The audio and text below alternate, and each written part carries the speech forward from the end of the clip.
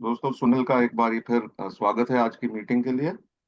और सुनील भाई, मीटिंग शुरू करने से पहले मेरे को एक जोक याद आया अल्कोहलिक्स एनोनिमस का, जो मैं शेयर करना चाहूंगा।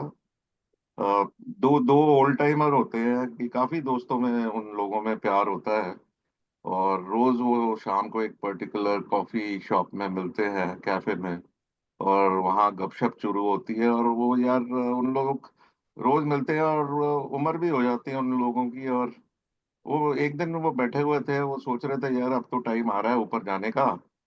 तो एक काम करते हैं, एक एग्रीमेंट कर लेते हैं आपस में। और वो एग्रीमेंट ये है कि यार जो ऊपर जाएगा ना पहले, तो वापस आके ये बताएगा कि ऊपर अल्कोहलिक्स एनोनिमस की मीटिंग्स है, अगर है या नहीं है, तो कैसा रहेगा। तो वो एग्रीमेंट हो जाता है।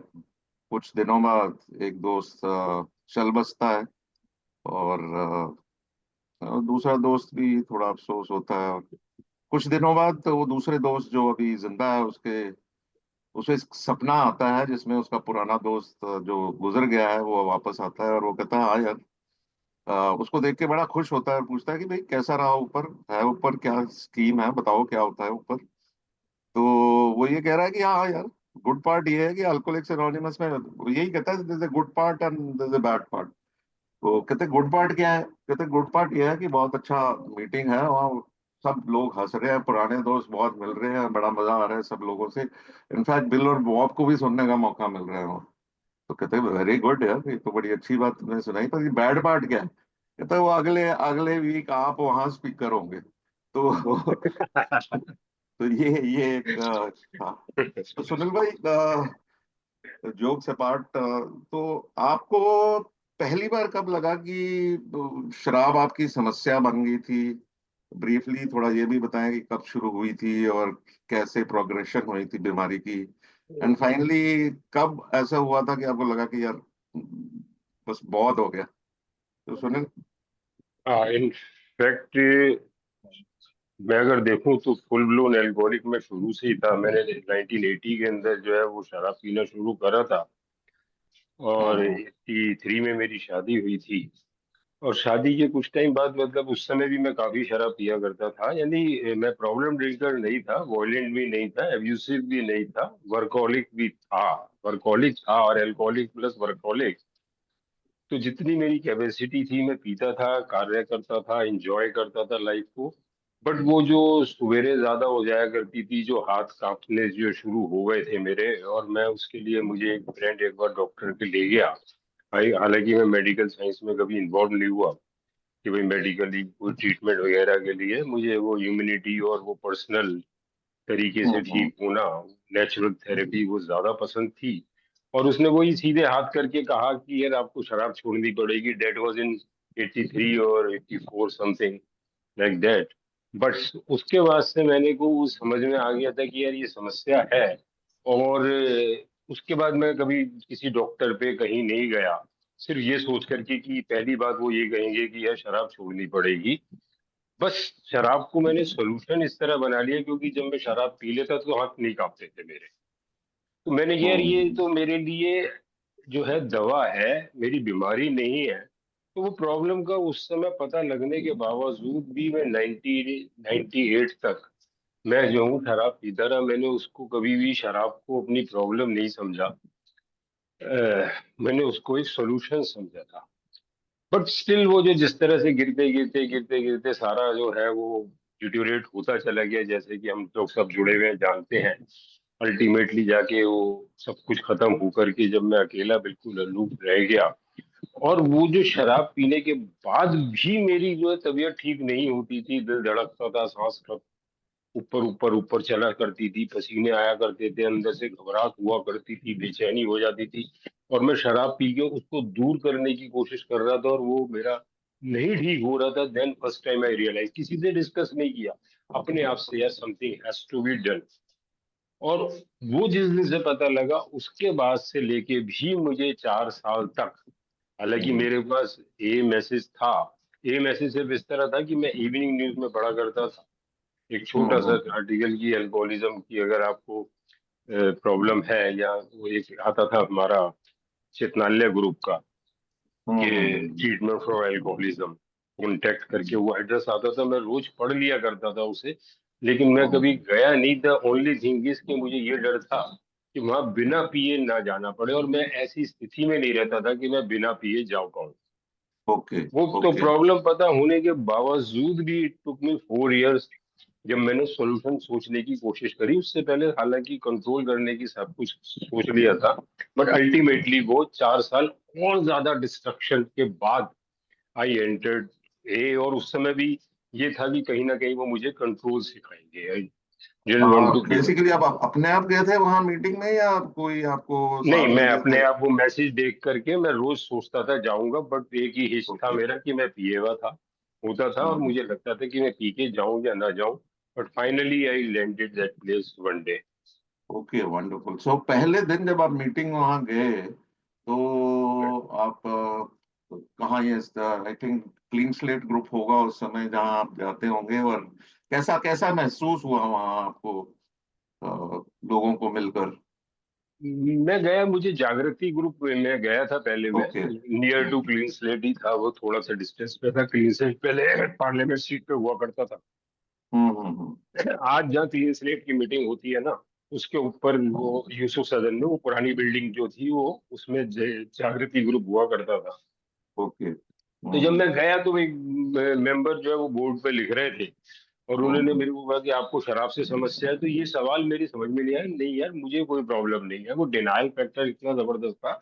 I just hmm. Walk in, है ना, मेरे तो ओके। ऐसा नहीं लग रहा था कि मैं लड़खड़ा रहा हूँ, पिए हुए तो मैं था, but not like hmm that कि मैं उसको कोई मुझे ये कह दे आपको शराब से समस्या है। और वो उसके हम्म बाद बैठे, फिर मीटिंग शुरू हुई, वो 4-5 जने मिले। तो वो कहीं ना हम्म। कहीं एक सेंस ऑफ बिलोंगिंग थी, क्योंकि मैं इतना अकेला रह चुका हो गया था, इतना अलूप हो गया था बिल्कुल, हम्म। कि मेरे को तो कोई स्वीकार ही नहीं करता था। मेरे को स्वीकार नहीं कर, क्या करता था, मैं ही कट जाया करता था हर एक से ना, और वाइफ से बिल्कुल खत्म थे रिलेशनशिप, घर के अंदर रह के भी। तो उस हम्म अकेलेपन में किसी से बात करने 6-7-8 टेबल राउंड चेयर लग रही थी, उसमें मुझे हम्म बैठाया गया, और उसके ऊपर मेंबर बैठ रहे हैं लाफिंग, और मुझे बाद में गले वले लगाया गया। हालांकि वो फर्स्ट मीटिंग में इतना ज्यादा मैं नहीं समझा, मैं अपने आप को सुपीरियर समझ रहा था तब भी उनसे, कि यार इन लोगों को ओके से मैं अलग हूँ। Okay okay. और आप पहली मीटिंग के बाद ही सोबर हो गए थे या कुछ समय लगा नहीं आपको? नहीं नहीं नहीं, मैं पहले मैंने बस सोचा था कि अपने तो बिल्कुल विल पावर स्ट्रांग है, कि अगर एक बार सोच लिया कि पीनी है तो पीनी है, छोड़नी है तो छोड़ दी, और अब तो मैं छोड़ने आया हूँ। तो फॉर हाँ हाँ। 50 डेज मैंने कॉन्टिन्यूअसली मीटिंग करी होंगी, करीब करीब, हम्म और उस तरह से बड़ा करके, जैसे मैं बहुत ज्ञान बांट दूंगा ए के अंदर, मुझे ज्यादा नॉलेज है, और उसमें भी मैं करके 50 दिन तक मैंने नहीं पी थी। Continuous okay. मीटिंग भी कर रहा था मैं, बट उसके बाद हाँ आई गॉट रिलैप्स्ड। और वो जो मेरा कोई 1 साल 10 महीने के करीब या something, I don't remember that period आखिरी का, कि कितना वो हम्म। चला था, बट वो हम्म। बिल्कुल मुझे, बिल्कुल जो बचा कुचा था वो भी पूरी तरह तबाह कर गया मेरे ओके ओके। मुझे भी करीब ये में आने के बाद 15 महीने मैं भी ये को। एक्सपेरिमेंट करता रहा, ये प्रूव करने के लिए कि मैं भी शराबी नहीं हूँ, मैं डिफरेंट हूँ। तो हाँ भाई, ये मेरे को अपॉर्चुनिटी देता है यार, अपने आप ही चूज करने में, अपने आप ही डिसाइड करने में कि क्या मेरे को प्रॉब्लम है या नहीं है। तो सुनील, शुरू के दिनों में क्या क्या टूल्स आपने यूज किए? क्या शुरू में ही आपने स्पॉन्सर लेके 12 स्टेप शुरू कर दिए थे, या और भी टूल्स जैसे 24 आवर सुबह उठ के प्रेयर करना, या रेगुलर मीटिंग्स जाना, या लोगों के साथ रहना? व्हाट व्हाट एग्जैक्टली आपने जो टूल्स शुरू में यूज किए उसके बारे में हमारे साथ शेयर करेंगे? जब मैं फाइनली लैंडेड 1998 10 अगस्त को मैं आया ए के अंदर, और वहां मुझे मेरा ओल्ड स्पॉन्सर मिल गया। उसने कहा भाई, हाँ भाई, गैस या बोतल लाई है या देखने आ गया है? तो मैंने, यार अब तो बोतल ही लाई है, बिल्कुल खत्म हो चुका हम्म हूँ। तो उसने क्या, 90 डेज 90 मीटिंग कर ले। उस समय काफी इस तरह की बात थी, स्टेप्स स्टेप्स की बातें नहीं हुआ करती थी ज्यादा, स्पॉन्सरशिप हम्म देयर। तो मैंने कहा कि वो 90 डेज 90 मीटिंग, मैं कैसे 90 डेज 90 मीटिंग करता हूँ? उस समय तो मैं बहुत छोटी सी नौकरी कर रहा था, हालांकि मैं बहुत हाई से नीचे गिरा था, बहुत हम्म फियरफुल हम्म था, कॉम्प्लेक्सेस थे सारे के सारे। बोला यार, one day at A time, तो आई स्टार्टेड दो मीटिंग के 90 डेज 90 मीटिंग करूंगा, बिलीव उसमें मेरा विश्वास भी बड़ा, हालांकि मैं एग्नोस्टिक था।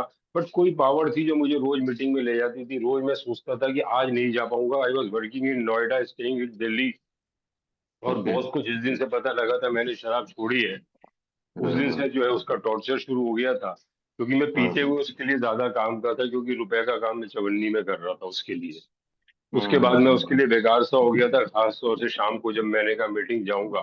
तो रोज का टॉर्चर था। But I don't know 90 meetings कैसे कंप्लीट हो गई मेरी। और साथ में एक मेंबर थे हमारे ओल्ड टाइमर विशंबर जी, वो भी वहां करा करते थे। अब डेथ हो गई तो उनका नाम ले रहा हूँ मैं। और उन्होंने मेरे को शुरू में ही कहा, पहले दिन ही, वहां पर सिर्फ 2 दिन मीटिंग मीटिंग होती थी उस वाले में, हालांकि बाकी मीटिंग के लिए मुझे अलग अलग ग्रुप में जाना पड़ता था। तो वो उन्होंने कहा, यार ये 2 दिन की जिम्मेवारी ले लो आप, आपकी 2 मीटिंग तो पक्की हो जाएंगी। मैंने कहा, मैं तो मन में सोचा 90 मीटिंग्स कर रहा हूँ, मैं 2 मीटिंग की जिम्मेवारी और इतनी शुरू के अंदर। कहते नहीं, बहुत छोटा ग्रुप था। उन्होंने मुझे मंगलवार और बृहस्पतिवार की चेयर दे दी। बट वो वंडरफुल। जो मैंने चेयर दी ना, उससे हम्म। मेरा ऑब्सेशन के अंदर बड़ा फर्क पड़ा। क्योंकि मंगल को मैं सोचता था बृहस्पतिवार की मीटिंग के विषय में कि क्या होगा, और बृहस्पति को मंगल की मीटिंग के बीच का जो गैप है, मैं बहुत अच्छी तरह मीटिंग के विषय में सोचना था। मुझे टाइम पे आना पड़ेगा, मुझे ये लिटरेचर देखना पड़ेगा, मुझे ये बैनर लगाने हैं, ये शेयरिंग हुई थी, इस तरह का हुआ, वो मेंबर वैसा कर रहा। तो मेरा जो थॉट प्रोसेस था वो बहुत हद तक मीटिंग्स और मेंबर्स के बीच में घूमता रहा, लिटरेचर के बीच में घूमता रहा, सारे कॉम्प्लेक्सेस के बाद भी कि मैं उसको करूंगा किसी तरह से। तो वो कहीं ना कहीं वो चीज ने मेरी थॉट प्रोसेस को डाइवर्ट करा शराब से। बिल्कुल मैं कहता हूँ बिल्कुल। उसका बहुत बड़ा हार्ट था सर्विस का। और मैं इन्वॉल्व भी हुआ उसके बाद सर्विस में रेगुलर बेसिस। बिल्कुल बिल्कुल, मेरा भी यही एक्सपीरियंस रहा है शुरू के दिनों में। मैं अभी सोबर ही हुआ था। जो मेरे साथ एक भाई थे, जिन हम लोगों ने जो ग्रुप शुरू किया था, उनकी ट्रांसफर हो गई थी किसी दूसरे शहर में, और मजबूरन मेरे को ही ग्रुप की सेवाओं को पकड़ना पड़ा, चाय से लेकर ग्रुप के सेक्रेटरी चेयर करने के लिए, और उसके बाद ट्रेजरर भी, और धीरे धीरे मेंबर्स आते गए और फिर हुआ। बट मैं भी पूरी तरह आइडेंटिफाई करता हूँ कि शुरू के दिनों में मेरे को जो छोटी मोटी सेवाएं, चाय बनाने से लेकर बाकी ग्रुप की सेवाओं करता रहा, उससे मेरी रिकवरी में मतलब काफी मेरा स्ट्रांग हुआ, जिसे कहते हैं ना कि हाँ यार, मैं आज किसी काम को आने लगा, किसी की मदद तो कर सकता हूँ मैं। तो ये एक फीलिंग मेरे को बहुत इम्पोर्टेंट लगी कि कहीं ना कुछ थोड़ा बहुत योगदान ग्रुप में जितना भी कर सकते हैं। जरूरी नहीं है आपको, कहते हैं कि अगर चेयर पे कम से कम 6 महीने की सोब्राइटी चाहिए ही चाहिए। अगर चेयर नहीं है तो एटलीस्ट फिजिकल मीटिंग में जाके मैं कुर्सियां लगा सकता हूँ, वहाँ बैनर लगाने में मदद कर सकता हूँ। एंड ये भी मेरे लिए काफी मदद हुई। तो स्पॉन्सर आपने शुरू से ही उसी टाइम से ले लिया था, और स्पॉन्सर, आप स्पॉन्सरशिप के बारे में क्या कहना चाहेंगे, कितना इम्पोर्टेंट है आपकी रिकवरी के लिए? स्पॉन्सरशिप के लिए देखिए, इनिशियल स्टेज पे जो मैंने स्पॉन्सर लिया था, और वही स्पॉन्सर मेरे आज तक कंटिन्यू भी है। लेकिन मैं अगर समझूं तो वो इनिशियल स्टेज पे मेरी उनकी बड़ी इंटरेक्शन रही, क्योंकि फोन नहीं हुआ करता था, ओनली लैंडलाइन वाज देयर। और हम्म मुझे एक अंदर से होता था कि एक व्यक्ति ऐसा है, एक हम्म पॉजिटिवनेस थी स्पॉन्सर के विषय में। हालांकि हम्म वो शुरू के अंदर जो है सिर्फ उनका होना, उनका मीटिंग में होना, और एक हम्म एहसास होता था कि ही इज डिफरेंट। और मैं, जैसे हम लोग बचपन में नर्सरी के अंदर जाया करते थे ना, तो क्लास टीचर होती थी, उससे एक हम्म अलग तारीख की अटैचमेंट हुआ करती थी, मदर वाली या कुछ उस टाइप का एक डिफरेंट फील करा करता था। वही मैं ओके। स्पॉन्सर के संग में करा करता था। और स्पॉन्सर लीनियर था। उस समय स्टेप्स वगैरह नहीं चला करते थे, तो फिर वो स्टेप्स वगैरह हम्म का तो मेरा उनके संग ज्यादा नहीं चला। एक आध बार मैंने हम्म शुरू में कहा भी, तो उन्होंने कहा, यार करेंगे, दोनों करेंगे, तुम्हारा करेंगे, क्योंकि वो एटमोसफियर नहीं था ना बिग बुक का, ना लिटरेचर का, ना इसका। बट वो एक होने का, उनका रहने का, और गाइडेंस टाइम टू टाइम मेरे को जो उनसे मिल जाया करती थी, क्वेश्चन के सवाल जो हम्म मिल जाया करते थे, उसकी हेल्प मेरे हम्म को रही। लेकिन मैं अपने केस के अंदर भी बताऊं तो मेरे को उसके बाद ज्यादा मेरी उनसे कंटिन्यूटी इस मारे नहीं रही कि मैं प्रोग्राम में इन्वॉल्व रहा, लिटरेचर में मेरा इंटरेस्ट था, मीटिंग्स में हम्म रेगुलर करता था। मैंने for many years without break जो हम्म है रोज की मीटिंग करी है। और मेरे पास कोई हम्म क्वेश्चन उनके लिए होता था ना, तो आई डोंट नो हम्म क्या था कि वो मुझे या तो आंसर उसका मीटिंग में मिल जाया करता था, या मैं प्रेयर हम्म करता था तो सेरेनिटी प्रेयर के बीच में ही मुझे कुछ उसका आंसर मिल जाया करता था। मतलब मेरा वो हम्म कांटेक्ट, क्योंकि अगर मोबाइल शायद होता तो मेरा रेगुलर कांटेक्ट होता। बट मोबाइल बिल्कुल। ना होने की वजह से, लैंडलाइन की वजह से थोड़ा सा वो सारे दिन में ना होके एक मीटिंग ही बेस था उसका ना। तो मीटिंग के हम्म। अंदर पहुंचते पहुंचते तक फिर वो क्वेश्चन का आंसर मुझे मिल जाया करता, तो धीरे धीरे मेरे इंटरेक्शन वो कम हो गया, और मेरी जो है उनसे डिफरेंट मीटिंग होने की वजह से भी तो बहुत कम हम्म। मेरा इंटरेक्शन हो गया, और मेरे को वो आंसर जो है वो ओल्ड टाइमर से, बिग बुक से, ओके। Big book okay. जो है वो मेन स्पॉन्सर एक तरीके से रहा मेरे केस में। Very nice, very nice. और आप बता रहे थे कि आप शुरू में एग्नोस्टिक थे, और जो ये परिवर्तन कब हुआ जब आपका धीरे धीरे जो विश्वास बनना शुरू हुआ ऊंची शक्ति में, जो भी हम्म। जिसको भी आप समझते हैं, तो ये परिवर्तन होना कब शुरू हुआ जो आप एग्नोस्टिक से एक बिलीवर में चेंज आया आप में? तो ये कब कब शुरू हुआ? मेरे स्टेप्स ना करने की या डिले करने की वजह मेन तो एक ये थी कि एटमॉस्फेयर नहीं था उस समय स्टेप्स करने का।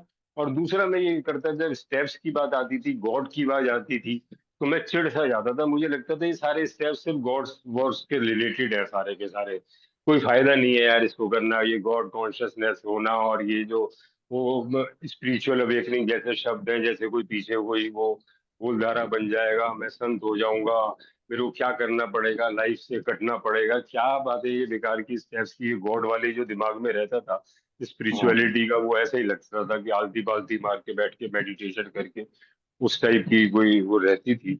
लेकिन जो मैं देखता था प्रीचर्स में, ओल्ड टाइमर्स को, वो जितने हम्म। हैप्पी जॉय एंड फ्री और शांत, और ह्यूमिलिटी उनकी देखता था शांत अंदर से लेकर के, उसने मुझे जो है सबसे बड़ा अट्रैक्ट किया कि I want to have this thing यार, किसी भी तरह चाहिए। ये पता लग हम्म। गया था शराब अब मेरे पास नहीं आएगी जीवन के अंदर अगर मैं one day at A time ये करता रहूंगा। शराब वाली चीज तो हट गई थी, बट वो आरआईडी फैक्टर जिस तरह से मेरा था, उसने मुझे इतने हम्म। परेशान करा था। और जो अब मैं सीधे सीधे एग्नोस्टिक वाले पे आऊं, तो वो जो थ्री हम्म। पर्टिनेंट आइडियाज थे कि गॉड गुड एंड गुड, यूर, अच्छा। कि हम एल्कोहलिक हैं और ईश्वर ही हमारे को कर सकता है ना, लाइफ की हम्म। अनमेनेजेबल। तो पर्टिनेंट, थ्री पर्टिनेंट आइडियाज जब आए, तो उसमें जो हम्म। तीसरा था गॉड गुड एंड गुड, तो मेरे पास ऑल्टरनेटिव नहीं था यार। मेरे पास एक हम्म। ऑल्टरनेटिव था, या तो उस आरआईडी फैक्टर के अंदर उसी तरह से चलता रहूं जीवन भर, जिससे मैं बहुत ज्यादा परेशान हो गया था, बहुत परेशान हो गया था कि why I am not getting what they have. और वो हम्म। कहता था क्या हो रहा है, एक बोझ सा लेकर के सारे दिन में घूमा करता था कि सर्विस भी हम्म। कर रहा हूँ, इंटर ग्रुप के अंदर भी जा रहा हूँ, मेंबर्स भी हो रहे हैं, इवन स्पॉन्सेस भी बन गए। बट मेरे पास पास इट ऑन क्या था, जब मैं खुद ही इस तरह का था, ऊपर से मैं कुछ दिखाता था, अंदर से कुछ था, ऊपर से हम्म। धन्यवाद करा करता था। तो वहां पर आकर के मेरे को आया कि गॉड गुड एंड गुड, तो मेरे पास कोई रास्ता नहीं था। But we agnostic hmm. Chapter जब मैंने पढ़ा प्रॉपरली, हम्म। हालांकि बिग बुक मैंने बहुत बार पढ़ी थी, जब स्टेप्स के पॉइंट ऑफ व्यू से जो है डॉक्टर्स ओपिनियन में मेरे को पावरलेसनेस नजर आ गई, अनमेनेजेबिलिटी लाइफ की नजर आ गई। तो हम्म। पूरा फर्स्ट स्टेप कंप्लीट 100% कहते हैं, तो वो चीज समझ में आ गई। केम टू बिलीव वाला जो सेकंड पार्ट था, वो जब मैंने वी एग्नोस्टिक पढ़ा, तब मुझे पता लगा कि यार इसके अंदर तो इतना ब्यूटीफुली लिखा हुआ है कि चाहे मैं एथीस्ट हूँ, चाहे मैं एग्नोस्टिक हूँ, चाहे बिलीवर हूँ या फॉर्मर बिलीवर हूँ, इन चार कैटेगरी में मैं आता हूँ। कोई भी मेंबर इन चौथे के बाद मुझे आज तक पांचवी कैटेगरी नहीं मिली जहां तक फेथ का हम्म। कंसर्न है। और आई कैन डू, तो वहां से मेरा जो है वो वी एग्नोस्टिक ने टर्न करा, जब उसमें वो पैराग्राफ मैंने पढ़ा कि एट लास्ट हम्म। आखिर में उसे हमने अपने अंदर ही ढूंढा। बिल्कुल बिल्कुल बिल्कुल, तो वही वहां मैंने कहा ये अवेलेबल है। अंदर का मामला है। मैंने भाई ये हम्म। काम आसान है, बाहर का मतलब ही नहीं है, तो अंदर का सही मामला बात। करके वहां से मेरा टर्निंग जो है वी एग्नोस्टिक ने मेरे को क्लियर कर दिया। और शायद किसी हम्म। की भी कोई दुविधा हो, तो वी एग्नोस्टिक चैप्टर को अगर प्रॉपरली पढ़ा जाए या किसी के साथ पढ़ा जाए, तो गॉड का हम्म। कॉन्सेप्ट पावर है ना, हायर पावर का जो कॉन्सेप्ट है, God of my understanding, anybody बिल्कुल कैन गेट। बिल्कुल। नहीं नहीं, मेरे को भी याद आता है कि जब यहाँ भी एग्नोस्टिक में ही सबसे बढ़िया बात उन्होंने ये दी कि मेरे को फ्लेक्सिबिलिटी दी है यार, जहां तक तुम्हारी जो भी समझ है भगवान के बारे में, उस ऊंची शक्ति के बारे में, उतना ही काफी है आपको शुरुआत करने के लिए। सो मेरे को ये बड़ा रिलीफ मिला कि जरूरी नहीं है मेरे को एक पर्टिकुलर लेवल पे ही पहुंच के करना है। मेरे मेरी धारणा में एक ऊंची शक्ति का ये था कि वो शक्तिशाली है, ऑल पावरफुल, वो हर चीज कर सकता है। ये छोटी छोटी थी, पूरा कॉन्सेप्ट भगवान का उतनी क्लैरिटी नहीं थी, और ना मैंने कभी शुरुआत में भी भगवान की तरफ ज्यादा फोकस दिया था, क्योंकि मैं यही सोचता था यार, किसी का बुरा मत करो, अच्छे विचार रखो, और और मेहनत करो और ईमानदारी से काम करो तो भगवान जैसे कॉन्सेप्ट की जरूरत नहीं है। बट यहाँ आकर देखा यार कि अपने बलबूते से तो मैं शराब रोक नहीं पाया, तो why not let him do it. तो ये शुरुआत में हाँ। काफी मदद मिली। और सुनील, आपने ये स्टेप्स कब करने शुरू किए, कितने समय बाद ए में आने के बाद, और कैसा महसूस हुआ जब आपने शुरू किया और करते रहे? मैं बहुत अच्छा इंटरेस्टिंग छोटा सा किस्सा है इसमें। मैं बड़ा हम्म। परेशान था। उसके बाद मैं काम करा करता था, ए ऑफिस ए घर, ऑफिस ए घर, और उसमें समस्या और वो करके हमेशा आरआईडी में रहता था जैसे होता है। एक और सर्विस में पूरा लगा हुआ था। एक मेंबर बाहर से आए हुए थे मीटिंग के अंदर, वो डेली मीटिंग कर रहे थे। वो मीटिंग से पहले आ जाया करते थे, 7 दिन वो रहे थे दिल्ली में। और मैं जब पहुंचता था बड़ा हड़बड़ाया हुआ। तो उन्होंने मेरे से एक बार पूछा, सुन क्या कोई प्रॉब्लम है तुम्हारे संग, कोई प्रॉब्लम है? तो मैंने क्या, बस यार क्या प्रॉब्लम, घर की ये प्रॉब्लम और वहाँ की ये प्रॉब्लम और इसमें ये दिक्कत और वो आगे बॉस के संग में ऐसा चल रहा है, इंटरग्रुप में ये चल रहा है, जिससे करके ना मैं क्या यार पता नहीं क्या। तो उन्होंने मेरे से बड़ा सुनिए, have you taken your steps? मैंने नहीं, हम्म। अभी स्टेप्स तो नहीं करे। लेकिन एक बार ये सब प्रॉब्लम ठीक हो जाएंगी ना तो उसके बाद I do the steps.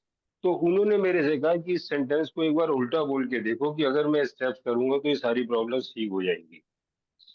That hmm. Statement, कि मैं ओके। ये कह रहा था एक बार यहाँ से निमट लो फिर तसल्ली से स्टेप करूंगा। उन्होंने कहा आप स्टेप्स कर लो तो तसल्ली आ जाएगी और ये सारी प्रॉब्लम्स का सोल्यूशन मिल जाएगा। वहां से मैंने स्टेप्स वर्क जो है वो शुरू करा, डेडिकेटेडली करा। और हाँ। फिर वो कॉन्टिन्यूसली के अंदर अंदर लिटरेचर में मेरा इंटरेस्ट था, वो फिर वो डेवलप हम्म। होता चला गया। Then I took my steps और ट्रेडिशंस एंड कॉन्सेप्ट्स भी थोड़ा बहुत सर्विस में। फिर तो हम्म। वो बहुत ज्यादा एक बिल्कुल टर्न अराउंड हो गया आफ्टर टेकिंग स्टेप्स जिसे कहते हैं ना। और स्टेप तो बिल्कुल। करते रहने का है, तो आज भी वही 10 11 12 जो है वो कंटिन्यूएशन के अंदर चलता रहता है। नहीं नहीं, बिल्कुल स्टेप्स आर वेरी इंपॉर्टेंट, और मेरे को भी काफी साल लग गए स्टेप्स को अपनी जिंदगी में अप्लाई करने के लिए। इनफैक्ट शुरू करने के लिए 1 2 3 तो कर लिया था, बट उसके बाद यह महसूस हुआ यार स्टेप 4 अपने अंदर झांकने की कोई जरूरत नहीं है। मैं कोई ज्यादा लाइफ में कुकर्म किए नहीं है, ना कोई बुरी चीजें की हैं, तो I don't need the steps. ये 12 स्टेप्स 12 ट्रेडिशंस में वहाँ लिखा होता है ना, लोग 4th स्टेप क्यों अवॉइड करते हैं। तो वहां से मेरे को लगा कि हाँ यार अभी जरूरत नहीं है मेरे को भी। तो बहुत साल मैं ऐसे ही टालता रहा। आई थिंक प्रोमिला भी आज है मीटिंग में, उसको याद होगा शुरू शुरू में 2000 में हम लोग ऑनलाइन एक ग्रुप शुरू किया था। तो हम याहू ग्रुप, याहू चैट में चैट भी करते होते थे, और वो मैं प्रोमिला से यही पूछता था यार स्टेप्स का क्या करना चाहिए। तो वो कहते हैं यहाँ दिल्ली में एक फॉर्मेट घूम रहा होता है कि एक क्वेश्चनर है, तो लोग उस क्वेश्चंस को अटेम्प्ट करते हैं और हो जाते हैं। तो कुछ क्वेश्चंस प्रोमिला ने ऑनलाइन मेरे साथ शेयर करती थी और मैं जवाब देता था। फिर हम लोगों ने कहा कि हाँ भाई हमारे स्टेप्स हो गए, बट एक्चुअली वो स्टेप्स नहीं थे, वो किसी और फेलोशिप का कोई फॉर्मेट था जिसे हम लोग ट्राई करते थे करने के लिए। But somehow it was just a, मतलब खाना पूर्ति करते थे कि भाई स्टेप्स होने चाहिए, और ये हो गए हैं। तो सुनील, आपको, आप न्यू कमर्स काफी हैं इस मीटिंग में, तो आप क्या कहते हैं कि कितनी जल्दी हम लोगों को स्टेप्स को शुरू कर लेना चाहिए?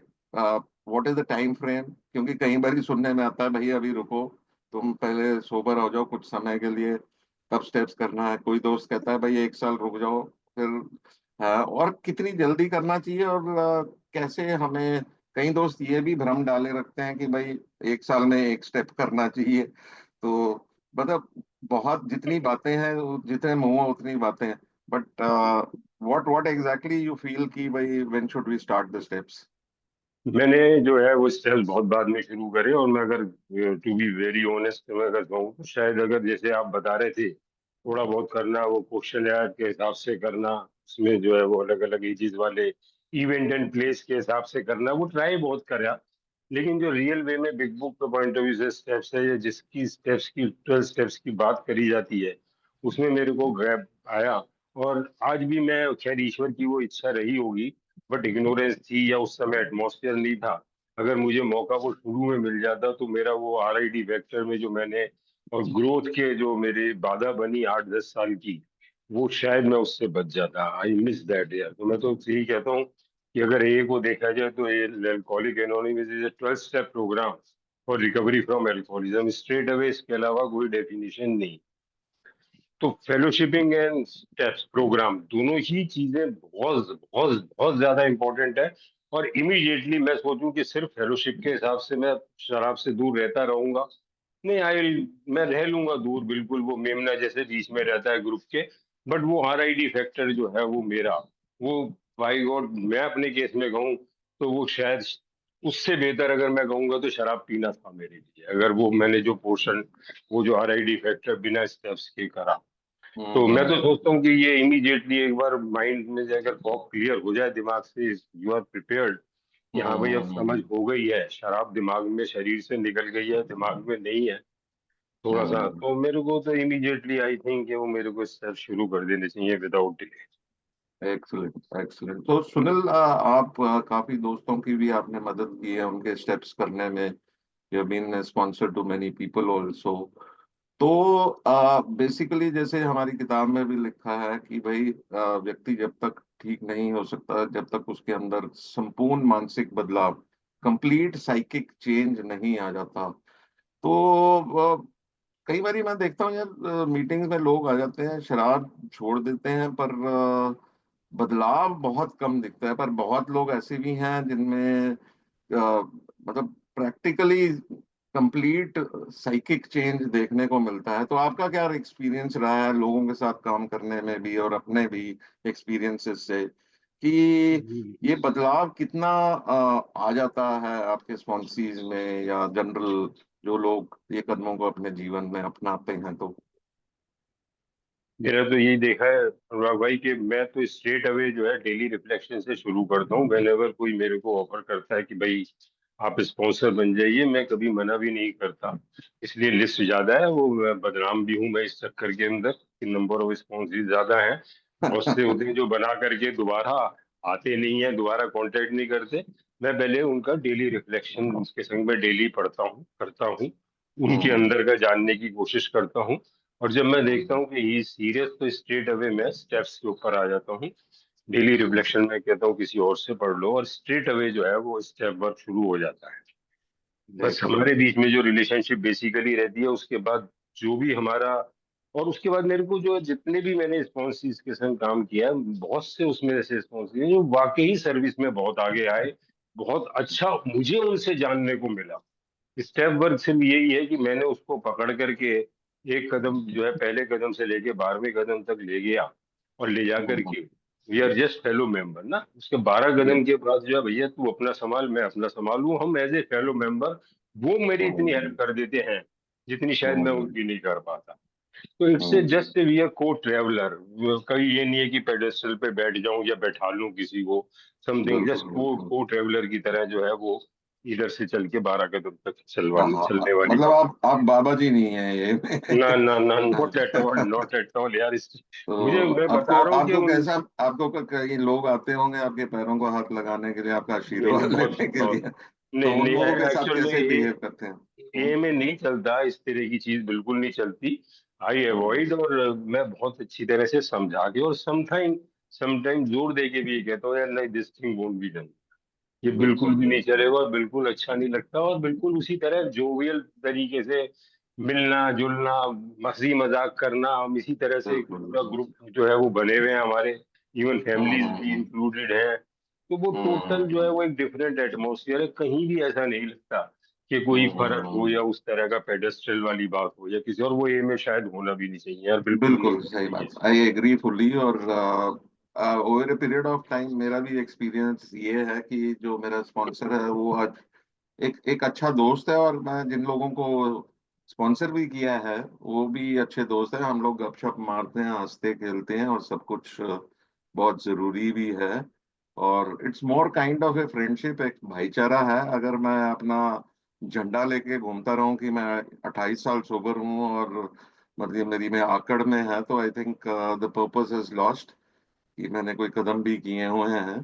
तो ये बेसिकली नम्रता का प्रोग्राम है। और देखने में मिलता है यार, कहीं बड़े अच्छे ओल्ड टाइमर्स हैं जो एल्डर स्टेट्समैन हैं, और कुछ ऐसे भी दोस्त हैं फेलोशिप में जो जिनको हम ब्लीडिंग डेकन की कैटेगरी में कह सकते हैं, पर आई थिंक शुरुआत ब्लीडिंग डेक्कन से होती है, पर over a period of time हम लोग एल्डर स्टेट्समैन की तरफ भी बढ़ जाते हैं। मैं भी अपना एक खूनी, मतलब डेक्कन को अब अगर खूनी दरिंदा कह सकते हैं, बट मेनली ये होता है कि यार ब्लीडिंग डेक्कन यही है कि मेरे हिसाब से सब कुछ चले, मैं ही हूँ ग्रुप का सरदार, और मेरे हिसाब से हो, अगर मेरे हिसाब से नहीं होगा तो भैया आप थोड़ा साइड पे हो लो। और कोशिश यही होती है कि या तो मैं या मेरे स्पॉन्सीज ही ग्रुप की सेवाओं में इन्वॉल्व रहें। तो but nice to see good old timers elder statesman fellowship में हैं, जिनको देख के मेरे को बड़ा अच्छा लगता है यार। मेरे को वो चाहिए जो इन दोस्तों के पास है, उनके चेहरे में सेरेनिटी जो देखने को मिलती है, और जो शांति, जैसे जो अदरवाइज हमारा बेसिक पर्सनालिटी जो रेस्टलेस इरिटेबल डिस्कॉन्टेंट RID जो आप कहते हैं, बिल्कुल ऐसा होता है। और बिग बुक में आप दो सारे चैप्टर्स आर इक्वली इम्पोर्टेंट, पर आपके हिसाब से जो हर अल्कोहलिक को जो पढ़ना चाहिए, और जहां आपको लगता है कि बहुत जरूरी है, आई थिंक एक तो पार्ट अगर देखे जाए तो आइडेंटिफिकेशन बहुत जरूरी है, उसके बाद सोल्यूशन की बात होती है और एक्शन स्टेप्स हैं। तो आप किस हिसाब से इसको फॉलो करते हैं अपने स्पॉन्सीज के साथ, या कैसे पढ़ना चाहिए? क्योंकि बहुत से ऐसे लोग हैं जो अभी उनके पास स्पॉन्सर नहीं है। तो आपका क्या विचार है कि कैसे बिग बुक को हम पढ़ना पढ़ने लगे? देखिए, कहीं भी बिग बुक के अंदर स्पॉन्सर शब्द का नाम नहीं है। बिल्कुल भी। 164 पेज पे स्पॉन्सर शब्द का कोई नाम नहीं है। तो ये हम्म मिथ है कि स्पॉन्सर के साथ, मैं मानता हूँ स्पॉन्सर इज मोस्ट इम्पोर्टेंट, लेकिन अगर ये बिग बुक इस तरह लिखी गई है कि किसी शहर में अगर पे भी ना हो ना, स्पॉन्सर तो बहुत दूर की बात है, तो बिग बुक पढ़ के मेंबर जो है वो सोबर भी हो सकता है और वहां पर नया AA भी खोल सकता है। तो ये किसी भी ओल्ड टाइमर के संग पढ़ सकते हैं, खुद पढ़ सकते हैं। स्पॉन्सर है तो उससे बढ़ के कोई बात ही नहीं है, अगर अवेलेबिलिटी है तो, है ना। तो हम्म ये मैं जो शुरू करता हूँ बिल्कुल line to line, big book और 12 बाय 12 रख करके संग के संग एक एक लाइन करके मैं कहता हूँ कि भाई साहब, एक पेंसिल ले लो, जो लाइन अगर आपको समझ में नहीं आ रही बिग बुक के 164 पेज की कोई सी भी, उसे अंडरलाइन करके मेरे से पूछ। वैसे तो मैं वर्ड टू वर्ड ही पढ़ने की कोशिश करता हूँ, ज्यादातर ऐसा होता भी है, रीडिंग करते हैं प्रीफेस से शुरू से उठा करके, रादर कवर पेज से, है ना, बेसिक टेक्स्ट से, वहां से लेके बिल्कुल। पूरे लाइन टू लाइन करना। और अगर उसको बोल दिया भाई फिर दोबारा पढ़ो, कुछ समझ में ना आए तो उसे पेंसिल से मार्क कर लो, पूछो, जब तक कोई पेंसिल का मार्क है, तुम्हारे क्लियरिटी नहीं है, कंटिन्यू करो, मुझसे पूछो, मुझे नहीं समझ में आएगा तो दोनों मिलके किसी तीसरे से पूछेंगे। बट बिल्कुल कंप्लीट क्लियरिटी, एक भी लाइन ऐसी नहीं है जिसको मैं कहूँ कि जी ये मिस करी जा सकती है या ये लाइन ज्यादा इंपॉर्टेंट है, जहां तक बिल्कुल बिग बुक का बिल्कुल। सवाल है। एंड नहीं, संग में संग इम्पोर्टेंट। 12 बाय 12 को मैंने उतना ही ज्यादा हम्म। बहुत सारे स्टेप्स के एग्जैक्टली बिल्कुल दोनों सही। किताबों का मैं साथ देता हूँ। नहीं, बिल्कुल, मैं भी लिटरेचर मेरे लिए भी बहुत इम्पोर्टेंट है। लिटरेचर पढ़ना, उसको समझना, और अ, इन इन दो किताबों के अलावा डेली रिफ्लेक्शंस भी हमारे पास है, बिल सीज इट भी है, और भी है। तो आप न्यू कमर के लिए क्या सजेस्ट करते हैं कि भाई लिटरेचर पढ़ना जरूरी है, या सिर्फ मीटिंग अटेंड करने से काम चल जाएगा?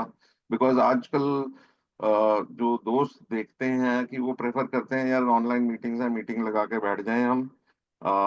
और एक ये दो प्रश्न अलग अलग हैं, पर फर्स्ट मैं लिटरेचर की तरफ आपकी तरफ पास आता हूँ कि भाई इम्पोर्टेंस ऑफ स्टडिंग लिटरेचर कितना इम्पोर्टेंट है रिकवरी के लिए।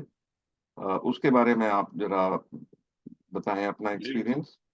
लिटरेचर तो इतना प्यारा है का कि मैं कितना ही पढ़ लूं उतना कम है, जितना पढ़ लूं। और जो न्यू कमर आता है उसको लिविंग सोबर हाथ में किताब जरूर होनी चाहिए यार। और जो बिल्कुल बिगिनिंग के अंदर है, अभी जो है ऑब्सेशन गया नहीं है, फिजिकल क्रेविंग है, पता नहीं क्या करना है, बिल्कुल माइंड जो है इधर उधर घूम रहा है, अगर लिविंग सोबर किताब हो शुरू के अंदर तो बहुत बढ़िया है। देन डेली रिफ्लेक्शन, से शुरुआत करी जाए और उसके बाद स्टेप वर्क में आते हुए सीधे सीधे जो है बिग बुक और 12 बाय 12। जब इन कदमों को मैं कर लेता हूँ तो मेरे को जो एक बहुत, बाकी तो बहुत बढ़िया, doctor Bob and old timers हो गई, और ए कम्स ऑफ एज हो गई, और लैंग्वेज ऑफ हार्ट हो गई, वो किताबें तो बहुत बात की, और हिंदी में अवेलेबल भी नहीं है या अपनी दूसरी लैंग्वेज में नहीं है। Those who are not comfortable in English, तो उनके लिए दिक्कत हो सकती है। But as will sees it जो है वो मुझे किताब जो है अभी तक की बेस्ट किताब लगी है, क्योंकि मैंने बिल को फॉलो करा है, बिल की राइटिंग के अंदर करा है, बिग बुक को फॉलो करा है, तो मुझे वो बहुत अच्छा लगा। तो एज बिल सीज इट एक ऐसी किताब है जो कि लास्ट में बिल के डेथ के टाइम रिलीज हुई थी या उसके बाद हुई थी, शायद लिखी 67 के अंदर गई थी, समथिंग लाइक उस हम्म तरह की हिस्ट्री है। तो वो जो बिल का जो एक्सपीरियंस है ना उसके अंदर कलेक्टिव, यानी हम्म 35 से लेके और 67 तक का अगर मैं देखूं कि 30-32 साल बाद के वो सारे एक्सपीरियंस से निचोड़ के निकाल के जो अमृत होता है, बिल्कुल बिल्कुल बिल डब्ल्यू की अगर बात करूं, तो मुझे एज बिल सीज इट जो है वो बहुत पावरफुल है। बिल्कुल बिल्कुल बिल्कुल। मेरे को यही एक अचंभा होता है कि बिल के बारे में कि उस भाई में भाई कहता हूँ, I think he is basically, उनको हम अगेन पेडेस्टल पे नहीं चढ़ाना चाहिए, is just another alcoholic, but भगवान ने उनको यूज करके इस भाईचारे की जिस हिसाब से शुरुआत की और जिस हिसाब से बिल का विजन था कि अल्कोहलिक्स एनोनिमस सालों साल चलती रहे, किसी ना किसी तरीके से उन्होंने स्टेप्स, कहते हैं कि भगवान ने उनके थ्रू लिखा। क्योंकि कहीं उनकी राइटिंग में मेरे को ये भी पढ़ने को मिला कि भाई मुझे खुद नहीं समझ आ रही थी कि ये कैसे लिखे गए, but I think it was God's hand जिसके कारण ये लिखे गए। सिमिलरली जो ट्रेडिशंस लिखे गए, जो हम हमको एक जोड़ जोड़ के रखा हुआ है, तो उसके लिए जो ट्रेडिशंस लिखे गए और जहां जहां हम लोगों ने गलतियां की, अ, उसके एक्सपीरियंसेस का निचोड़ निकाल के ट्रेडिशंस लिखे गए, और फिर बाद में ये 12 कॉन्सेप्ट्स भी लिखे गए जो हमारी सेवाओं को एक अच्छे स्ट्रक्चर्ड रूप में चला सकेंगी, सो दैट ये अभी भी बड़े अच्छे ढंग से इट्स गोइंग स्ट्रांग। इतने साल हो गए हैं, अबाउट 90 इयर्स, एंड अभी भी ये काफी स्ट्रांग है। तो बिल डब्ल्यू यार, ही वाज ए विजनरी, और जो जो उन लोगों ने उस समय सोचा था वो आज प्रैक्टिकल रूप से हो रहा है। और हैट्स ऑफ टू हिम।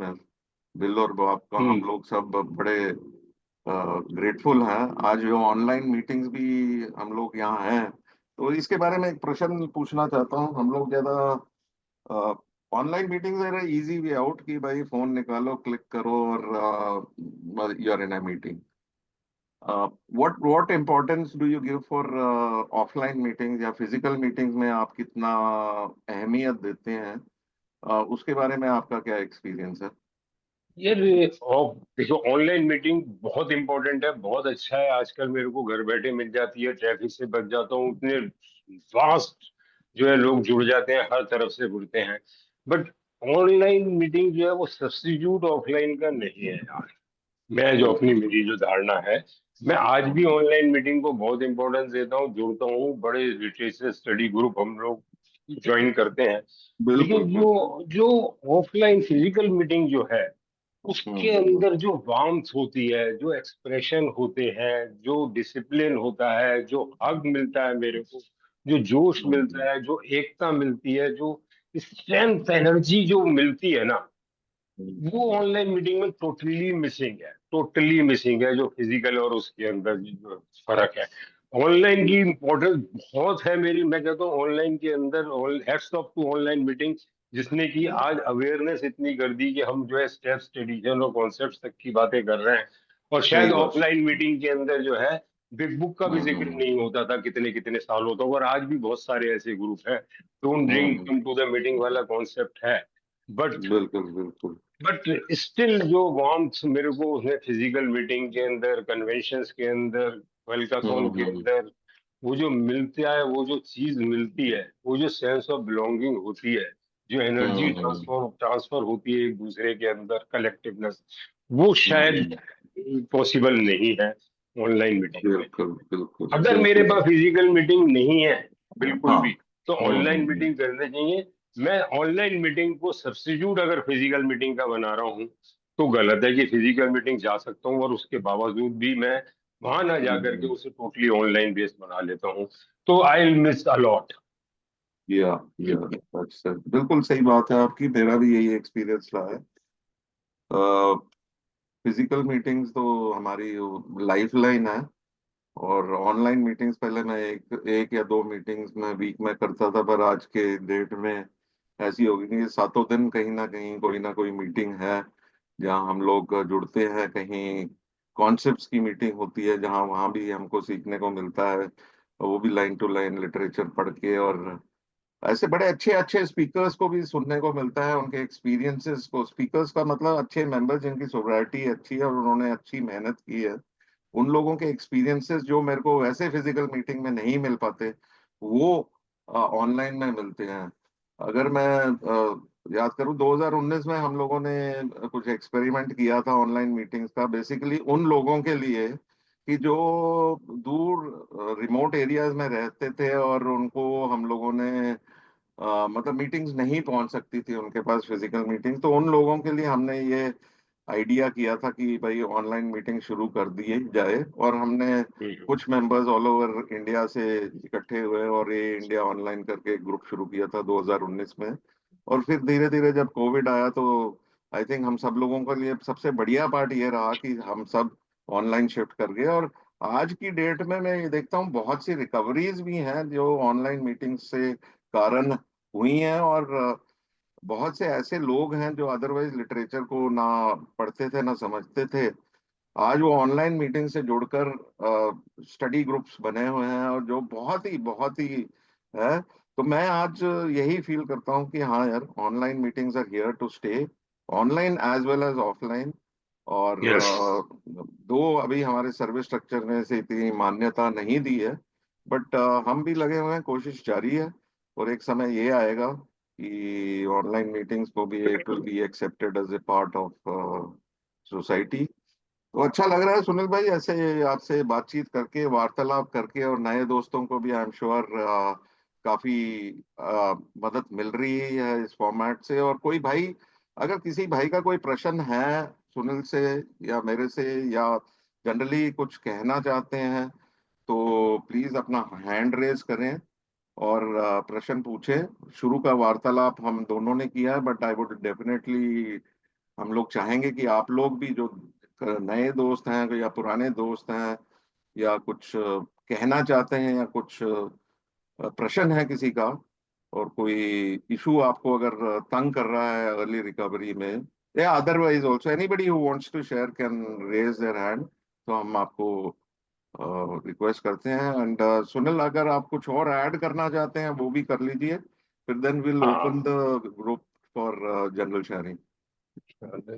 हाँ। एक तो स्टेप्स के बाद स्टेप्स मुझे धीरे धीरे, जब मैं 12वें कदम पे होता हूँ, hmm. Practice is the principle in all my affairs, या हम्म। अकेले से मैं जब ग्रुप पे आता हूँ तो मेरे लिए ट्रेडिशंस की वैल्यू बढ़ जाती है। मैं ट्रेडिशंस पे ऑटोमेटिकली आ जाता हूँ और ट्रेडिशन से फिर धीरे धीरे सर्विस स्ट्रक्चर, सर्विस का जो पार्ट है वो बहुत ज्यादा इंपॉर्टेंट है from the very beginning. Right. हमारे बीच में प्रोमिला जी जुड़ी हुई हैं और मैं तो इनके कदमों पे चला हूँ, 6 महीने पीछे हूँ इनसे और इनके फुट स्टेप पे चला हूँ। तो इनसे बढ़ के तो खैर एग्जाम्पल सर्विस का कोई मिल ही नहीं सकता कि सुपर। या। वुमेन एल्कोहलिक होने के बावजूद इतने सारे एल्कोहलिक्स के बीच में दृढ़ता से इतनी लंबी सर्विस देना, हेड्स ऑफ टू हर, कोई मुकाबला ही नहीं है खैर उसका। बट मैं आज भी भी वो दे उसी रहे तरह हैं। शुरू से, हाँ आज भी दे रहे हैं, पीछे पीछे जो है उसी धारणा पे, उसी बैकग्राउंड पे चल के। Service is very important. Service कुछ भी नहीं है जो मेरे पास है मैंने आगे देना है, अगर नहीं दूंगा तो रुका हुआ पानी जो है ना वो फिर वो जैसे जो है वो सड़ जाता है या काम का नहीं रहता।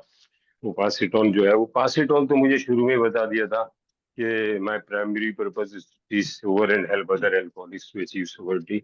वो बहुत ज्यादा इम्पोर्टेंट है, बहुत ज्यादा इम्पोर्टेंट है, जितना दूंगा उतना ही मिलेगा मुझे। बिल्कुल बिल्कुल बिल्कुल बिल्कुल सही बात है। और प्रोमिला जी के बारे में मैं ये कहना चाहूंगा कि हमने इनको, मतलब इनको, इनके साथ टाई अप कर लिया। अब नेक्स्ट वीक के गेस्ट हमारे प्रोमिला जी हैं। और Promila, good to have you here. अगर कुछ कहना चाहते हैं तो डेफिनेटली अनम्यूट करके शेयर करें। मैं शराबी हूँ और मेरा नाम प्रमिला है, जैसे आप सबको पता है। मेरे पास कोई चॉइस ही नहीं रहती अनुराग और सुनील, कोई चॉइस ही नहीं है। पकड़ के एकदम से अगले हफ्ते आ रही है। I love it. That's great. That's we are really thankful, and it is wonderful to have you as a friend. और बड़ा अच्छा लगता है आपके साथ वार्तालाप करके, गपशप करके। एंड नेक्स्ट वीक के गपशप आपके साथ है। हम्म। तो आप और कोई भाई, कोई कोई क्वेश्चन, कोई भी बड़ा कोई भी आप शेयर कर सकते हैं या कुछ प्रश्न पूछ सकते हैं। आई एम श्योर कुछ ना कुछ आपके कुछ कोई इश्यूज होंगे या कुछ भी शेयर करना चाहते हैं, यू कैन शेयर। नहीं तो वार्तालाप हम लोग तो कंटिन्यू करेंगे करेंगे, प्लीज। हाँ, लेकिन या अगर इसको इंटरैक्टिव बनाएंगे सेशन को, क्वेश्चंस मिलेंगे तो बहुत ज्यादा अच्छी बात है। हैंड मजा रेज हुए आएगा, हैं। बिल्कुल बिल्कुल हैंड बिल्कुल। रेज हुए हैं, वेरी गुड। हाँ जी, कमलजीत आप पूछिए प्लीज, अनम्यूट करके। जी Anurag ji, thank you. Good morning friends, मेरा नाम कमलजीत है। मैं भी एकल कॉलिक हूँ। आज ठीक हूँ, उसके लिए इस सारी की सारी फेलोशिप का, स्पॉन्सर का, किताब का और उस ईश्वर का बहुत बहुत धन्यवाद करता हूँ। और बड़ा अच्छा लगा आज सुबह सुबह जो ये टॉक शो हुआ बिटवीन अनुराग जी एंड सुनील जी, तो अच्छा है, अच्छा इनिशिएटिव है।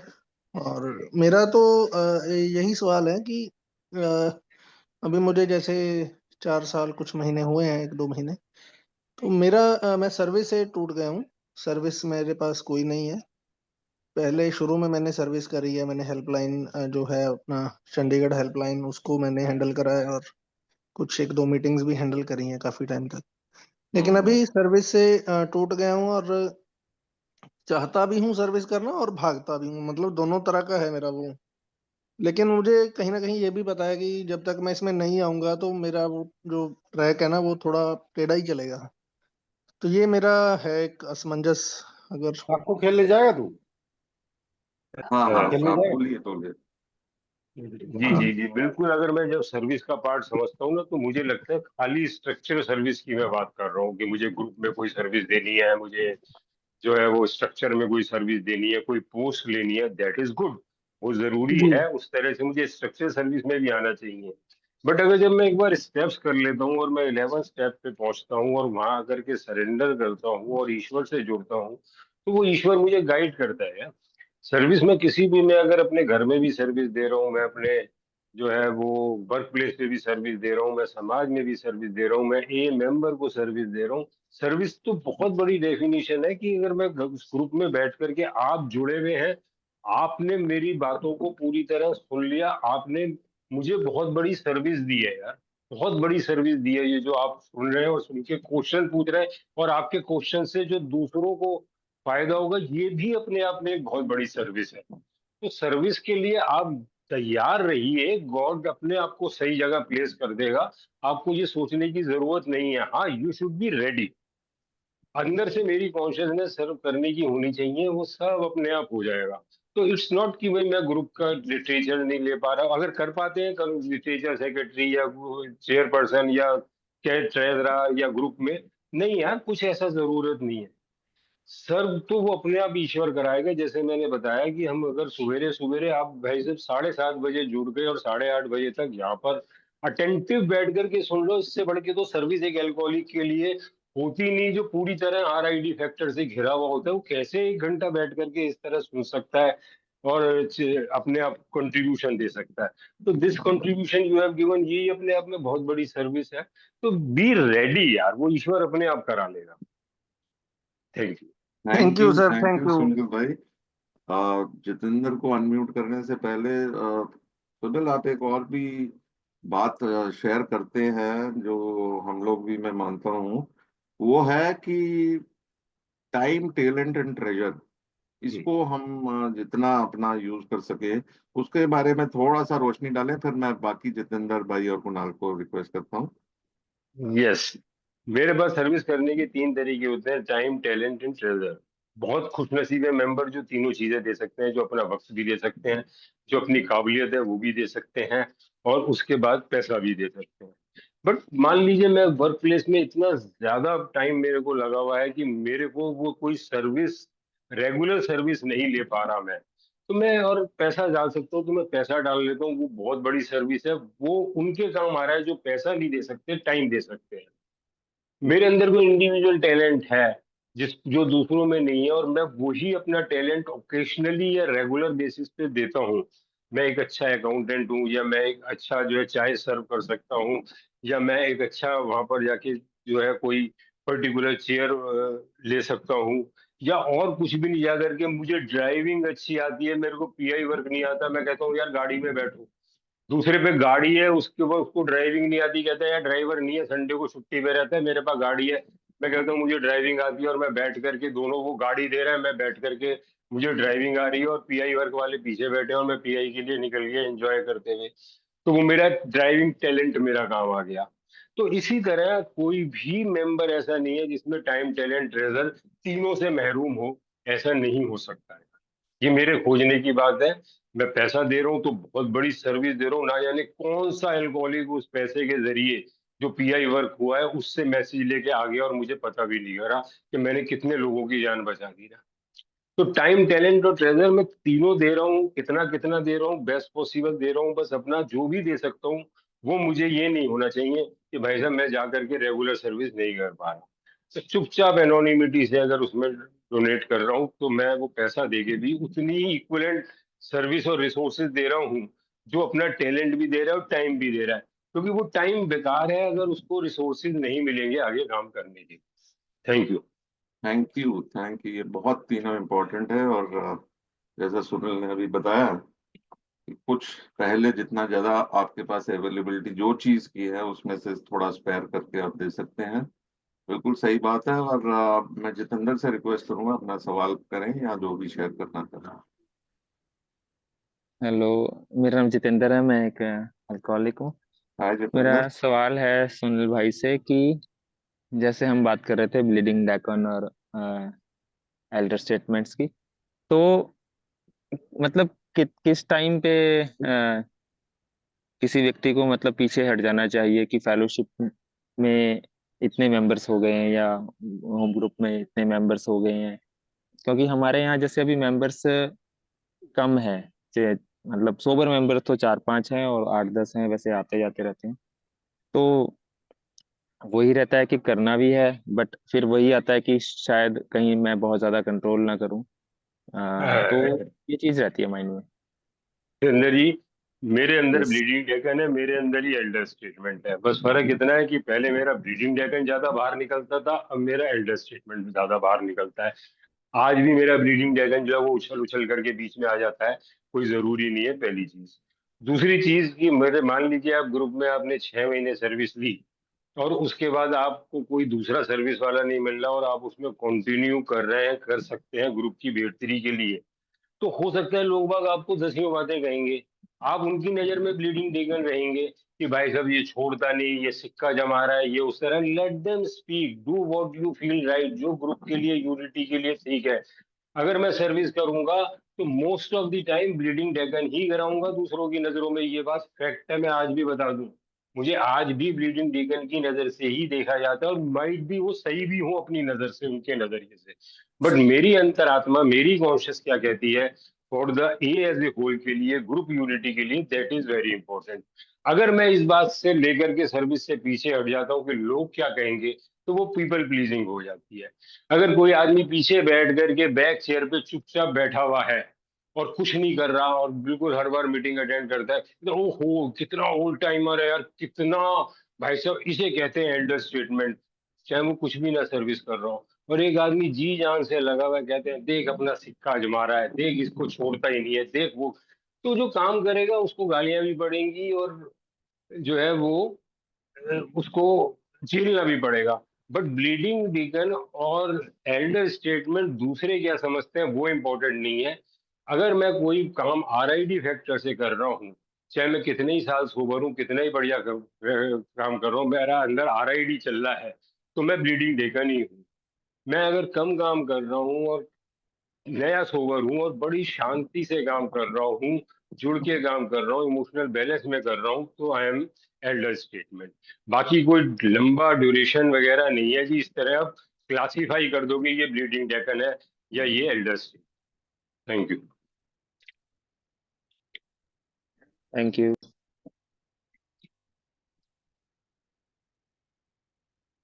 और एक बात और इसमें कहूंगा, जैसे आपकी सर्विस वाली बात है, तो मुझे तो यही सिखाया गया था कि जब भी कोई सर्विस मिले उसे फौरन ग्रैब कर लो, छोड़ो मत अगर आप कर सकते हो।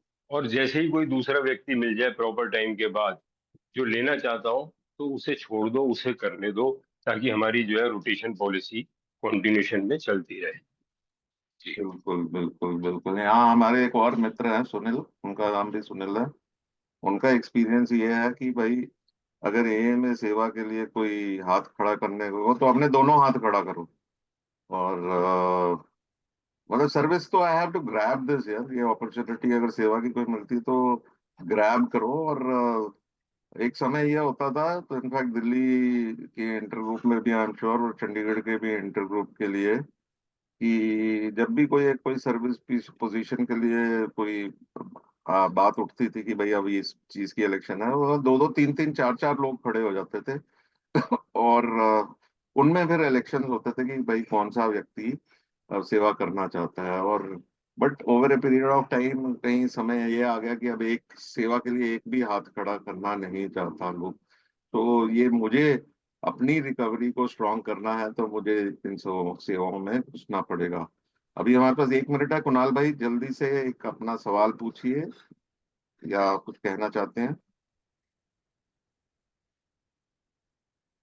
जी मेरी आवाज आ रही हाँ जी कुणाल। है? आवाज आ रही है? हाँ आ रही, थोड़ी लाउडर हो तो बेटर है जी। अब ठीक है सर? हाँ थोड़ी सी कट रही है वैसे। थोड़ा कोशिश कीजिए, बोलिए प्लीज। ये बोलिए प्लीज।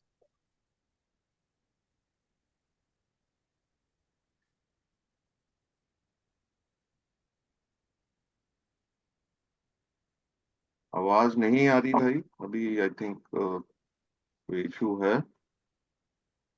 तो कुणाल भाई आप हमारे नंबर्स ले सकते हैं और मेरी इंडिविजुअली भी बात बात। आप आ रही मेरी आवाज जी? हाँ जी आप ठीक है, जल्दी कीजिए, टाइम हो गया है, जल्दी से प्लीज। जी जी जी, मेरा एक क्वेश्चन है सर। मैं कुणाल एक शराबी। हाँ जी कुणाल। जी मैं ना एक थोड़ा सा कंफ्यूजन में था। मैं स्टेप वर्क करना भी चाहता हूँ। मैंने एक बार पहले स्टेप वर्क किया है लेकिन काफी कमी रह गई है।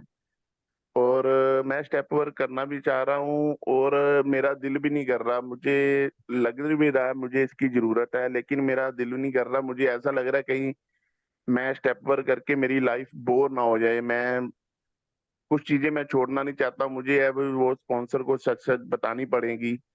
वो डबल माइंडेड है। एक मैं कह रहा हूँ कर लूं, एक मैं कहता हूँ रहने दूं। मैंने ना काफी टाइम इस चीज में ही बिल्कुल खराब बिल्कुल, कर लिया है। तो आपका मैं सवाल वो जायज है कुणाल जी। हाँ अगर कुणाल जी, आपका ये है जो है वो बिल्कुल गलत है। अगर आप ये बात सोचते हो कि लाइफ डल और बोरिंग हो जाएगी, rather happy joys and free life मिल जाएगी। स्टेप शुरू करने से पहले RID फैक्टर डॉक्टर ओपिनियन में बताया गया है, और वहां से लेके जब मैं 12 सीढ़ियां चढ़ता हूँ तो दूसरी तरफ हैप्पी जॉयज एंड फ्री है। सिर्फ इतना सा 12 कदमों का सफर है RID फैक्टर से हैप्पी जॉयज एंड फ्री में निकलने का। और बाकी जो आपके फियर है कि भाई स्पॉन्सर को बताना पड़ेगा, कुछ छोड़ना पड़ेगा, कुछ नहीं छोड़ना पड़ेगा यार। It's a transformation. सिर्फ मुझे हर स्टेप जो है वो अगले स्टेप के लिए पूरी तरह तैयार कर देता है। कोई ऐसी चीज नहीं है कि मुझे ये छोड़ना पड़ेगा, ये छुपाना पड़ेगा, बताना पड़ेगा।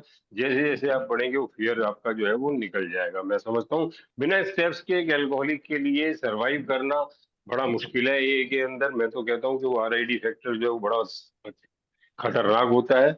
अगर मुझे वाकई एक जीवन चाहिए जिसे डिजाइन फॉर लिविंग, यार जीने का एक डिजाइन हमें एल्कोहलिक को मिल गया जो शायद आम आदमी पे दुनिया में भी नहीं है, तो वी शुड ग्रैब इट।